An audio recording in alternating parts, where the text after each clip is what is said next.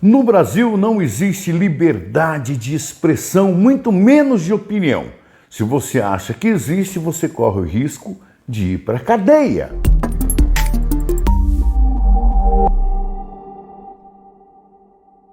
Que o Supremo Tribunal Federal, o STF, atua como um partido político, ninguém tem dúvidas. Ninguém tem dúvidas que o ministro Alexandre de Moraes, que o ministro Barroso, Lewandowski, Dias Toffoli, e à exceção dos dois últimos nomeados, eles agem única e exclusivamente no interesse de partidos políticos e na defesa de partidos políticos. Eu acho que disso ninguém tem dúvidas mais, né? Uma das coisas que mais me irrita nesse país é que você é obrigado, por uma questão de justiça, defender alguém que não mereceria ser defendido. É o caso do presidente Bolsonaro. Não vejo ele como um presidente à altura do cargo no Brasil. Não vejo o senhor Bolsonaro como um homem de palavra, um homem que tenha compromissos ideológicos. Não. Bolsonaro me é, em meu ponto de vista, apenas um aproveitador. Mas a sacanagem, mais as injustiças, a campanha terrível que se arma contra o ocupante do Palácio do Planalto, não me deixa alternativa, senão ter que defender o Bolsonaro, e isso é uma coisa que eu, sinceramente, odeio ter que fazer. Defender o Bolsonaro é uma missão difícil, complicada, ruim, injusta, mas eu sou obrigado. Por quê? Porque a sacanagem do outro lado, ela está muito maior. O que o STF, Congresso, político, mídia fazem no Brasil chega às raias da insanidade. Que o STF, o Supremo Tribunal, aquele que deveria ser o guardião da Constituição, é talvez o mais forte partido político no Brasil. Eu, por estar dizendo isso aqui, corro o risco de ir para a cadeia. Por quê? Porque a liberdade de opinião não existe nesse país. A liberdade de expressão não existe nesse país. E foi preciso que uma mulher, Bárbara, uma mineira, dona de casa, esposa, mãe de 2 filhos, e que tem um canal no YouTube, e esse canal, ele é tão forte, e ela diz tantas verdades, fatos. Aliás, ela pouco emite opinião, ela mais lê e comenta coisas que são publicadas nos jornais. Ela é uma dona de casa. Pois essa mulher incomodou tanto que o STF resolveu investigá-la. Determinou ao YouTube que retirasse o seu canal do ar. Depois voltou. Determinou ao YouTube que o canal que ela tinha não teria mais monetização. Por quê? Porque ela fala a verdade, porque ela mostra as coisas, ela não dá opinião. Eu retirei um trechinho, com a permissão da Bárbara, eu retirei um trechinho para mostrar para vocês quem é que manda no STF. Quem é que manda? É um grande partido? É uma outra nação? Quem é que manda no STF? Inclusive o próprio Gilmar Mendes disse que o STF está parecendo o braço jurídico desses mandantes. Observem aí o que a sensacional Bárbara do Te Atualizei mostrou e provou. Para o STF se manifestar e decidir sobre algo, alguém precisa chegar lá na corte e dizer: ei, vem cá, eu não curti esse negócio aqui não, você pode por gentileza proibir, derrubar, sabe? Tem as minhas vontades aqui envolvidas, pode ser na irmandade, na broderagem. E é aí que o STF se torna protagonista, porque é ele que decide. E essas provocações à Suprema Corte vêm de uma entidade que possui total legitimidade para tal, o partido político. E é aí que entra em cena o partido nanico, que se chama chama Rede Sustentabilidade, da qual Randolfo Rodrigues faz parte. E até pouco tempo atrás o seu contarato. E eu não consigo lembrar de mais ninguém. Tipo, será que é só os dois? Antes de eu detalhar pra vocês como esse mecanismo funciona, e é um mecanismo muito bem organizado, eu preciso mostrar exemplos pra vocês, porque eu não tô fazendo isso aqui por birra, não. Talvez um pouco, talvez um pouco de birra sim. Mas o negócio, pelo volume que se acumula, é tão bizarro que merece o desenho bem colocado. Se liga. Rede aciona a STF para que conselhos tutelares fiscalizem picadinhas em crianças. Resultado: Lewandowski manda Ministério Público fiscalizar pais que não levam seus filhos para tomar a picadinha. Rede aciona a STF para anular decreto de Bolsonaro que amplia a exploração de cavernas. Resultado: STF vai decidir validade de decreto de Bolsonaro que permite empreendimentos em cavernas. Rede aciona a STF ao acusar Bolsonaro de violar liberdade cultural. Juro pra você que na hora eu achei que isso aí era meme. Parece, né? Resultado: ministra Carmen Lúcia abre audiência pública sobre liberdade de expressão artística, cultural e de comunicação. Rede vai ao STF contra agressão a jornalista durante visita de Bolsonaro a Roma. Resultado: STF dá 10 dias para o Bolsonaro explicar agressões a jornalista em Roma.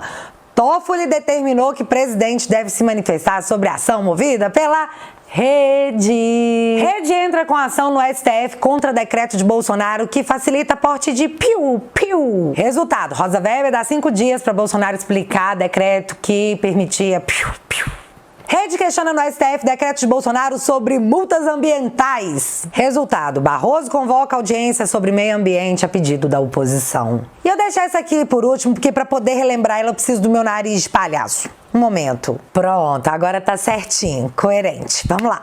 Bolsonaro edita medida provisória que extingue o DPVAT a partir de 2020. Entenda, Bolsonaro decretou que você, caro contribuinte, não teria mais essa despesa no início do ano, sabe, com tantas despesas, fica puxado. E era pra aliviar o seu bolso, de maneira muito explícita. Resultado: Rede aciona a STF para impedir fim do DPVAT decretado por Bolsonaro. Ou seja, a Rede olhou pra sua cara e falou: "Quê? Você tá achando que não vai pagar DPVAT? Vai pagar, vai pagar." E de fato aconteceu. STF suspende ato de Bolsonaro e retoma DPVAT. E aí, você tá gostando de pagar seu DPVAT todo ano? Agradece o partido do Randolph, a Rede. Gente, para eu colocar aqui todas as vezes que a Rede foi lá provocar o STF contra o governo, eu ia precisar produzir uma minissérie. Vamos entender de forma mais prática. Ações de partidos contra Bolsonaro no STF superam soma de processos contra Lula, Dilma e Temer. Em 3 anos, os partidos da oposição acionaram mais o STF do que em 16 anos de governos progressistas. Olha essa matéria. A Rede Sustentabilidade faz do STF instrumento de ação contra o Executivo. Gilmar ironiza. Me perguntam se a maioria do STF é da Rede. Ministro admitiu que o partido tem obtido vitórias significativas na corte. Marco Aurélio Mello admite que a oposição usa o STF contra o governo. Ministro do Supremo Tribunal Federal demonstra preocupação. Não sei qual será o limite. Tá, mas vamos a uma outra situação, no mínimo, e eu disse no mínimo, muito interessante. Em março de 2019, Rede compara inquérito do STF para apurar ataques ao AI-5 e pede suspensão.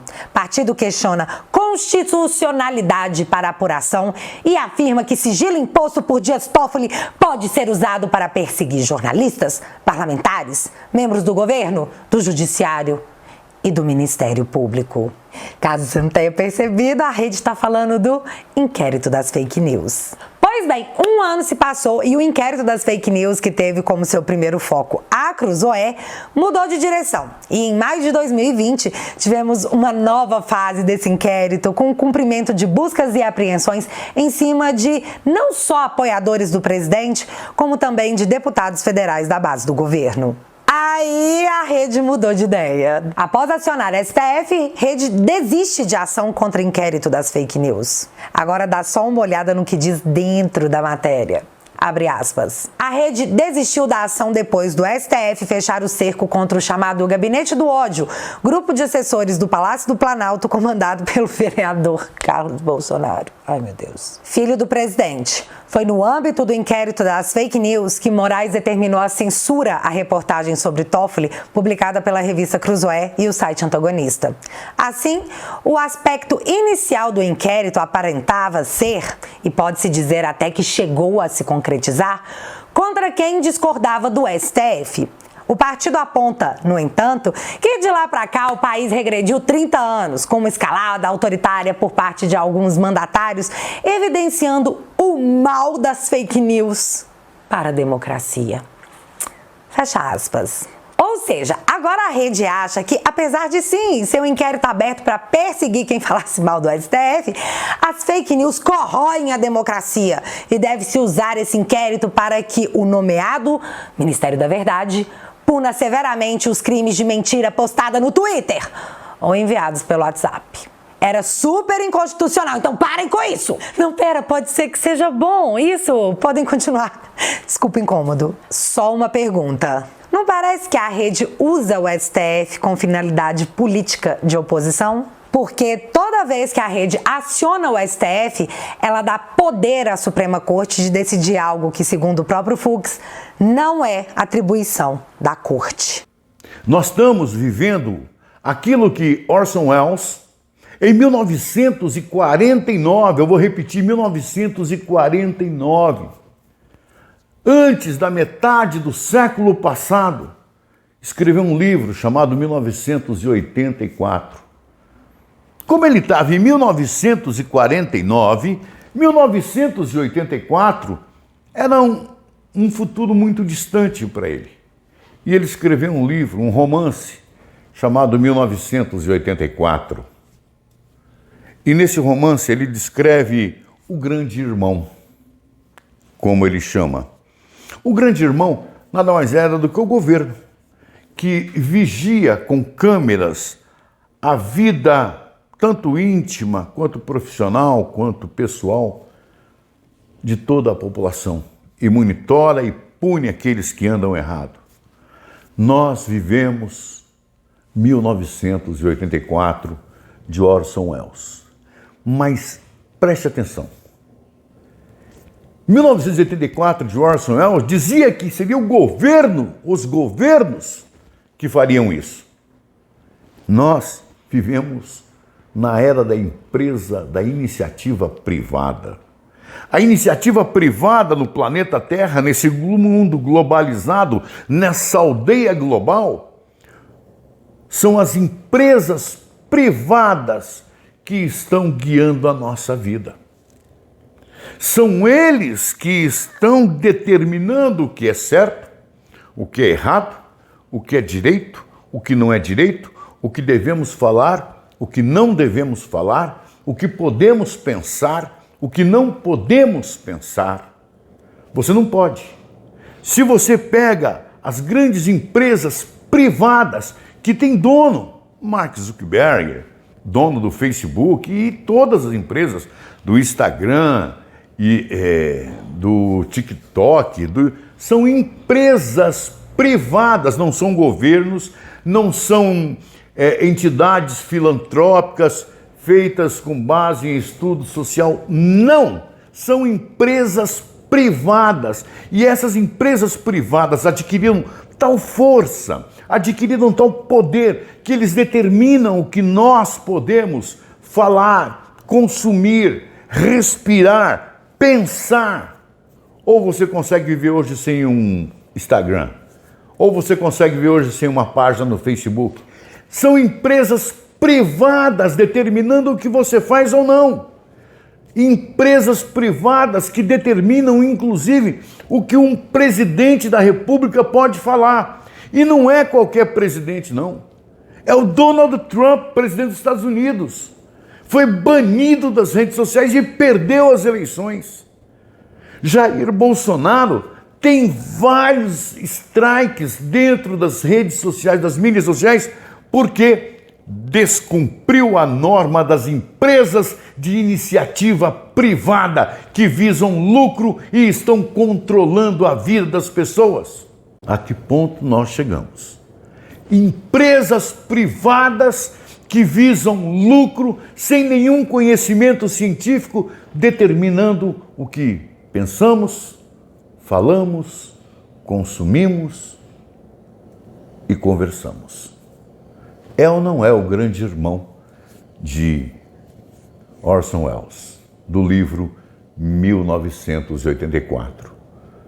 Eles comandam a nossa vida, só não é o governo.